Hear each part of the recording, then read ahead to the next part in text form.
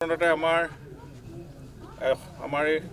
সুযোগ্য সন্তান ক'ব লাগিব যোগ্য পিতৃৰ সুযোগ্য সন্তান আৰবিল হুজাই বাসগৃহত আমি ভাৰতীয় জনতা পাৰ্টিৰ ৰাজ্যিক উপসভাপতি জ্যেষ্ঠ স্বপ্নলীল বৰুৱা ডাঙৰীয়া আমাৰ ৰাজ্যিকৰ সম্পাদক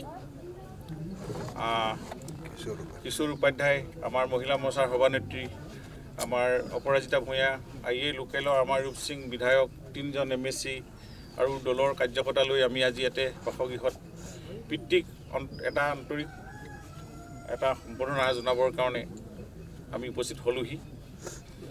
আমি তেনেকুৱা ধৰণৰ ঘটনা অসমত দেশৰ মাটি ৰক্ষা কৰিবৰ কাৰণে যি সাহসিকতা প্ৰদৰ্শন কৰিলে ইয়াক আমি নিশ্চয় সকলোৱে আমি তেখেতক আমি সন্মান জনাব লাগিব।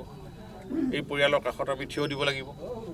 আমি তেখেতসকলৰ এই কৰ্মক আমি স্বীকৃতি দিব লাগিব। গতিকে এই আদৰ্শ আমি সমাজত জীয়াই ৰাখিব লাগিব। আমাৰ অসমৰ ভূমি ইতিমধ্যে যি বিবাদ চলি আছে সীমামূৰীয়া ৰাজ্যসমূহৰ লগত ইতিমধ্যে মুখ্যমন্ত্ৰী মহোদয়ে আটাইকেইখন ৰাজ্যৰ মুখ্যমন্ত্ৰীৰ লগত আলোচনাত মিলিত হৈছে আৰু এটা খুব সোনকালে এই সমস্যাৰ সমাধান হ'ব।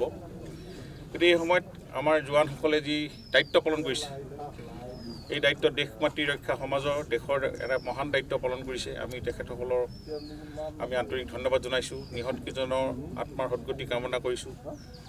শোকসন্তপ্ত পৰিয়াললৈ গভীৰ সমবেদনা জ্ঞাপন কৰিছোঁ আৰু যিসকল আহত হ'ল তেখেতসকল খুব সোনকালে আৰোগ্য হৈ আহক, পুনৰ দায়িত্ব লওক দেশখনৰ সমাজখনৰ অসমখনৰ। সেই আশাৰে আমি তেখেতসকলৰ পৰিয়ালৰ ওচৰত আমি কাষত থিয় দিছোঁ। আজি আমি আপোনালোক সাংবাদিক বন্ধুসকলৰ ইয়াতে মাধ্যমৰ যোগেদি আমি এইটোৱেই ক'ব বিচাৰিছোঁ যে আমাৰ অসমৰ ভূমি আমি আঁতৰত থাকিব লাগিব।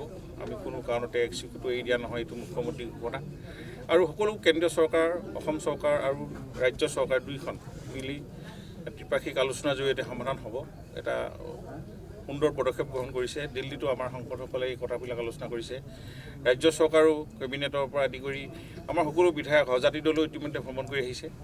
গতিকে অসমতে এটা এই সীমা সমস্যাটো খুব সোনকালে সমাধান হ'ব, এই কথাটো আমি ঘোষণা কৰিব পাৰোঁ।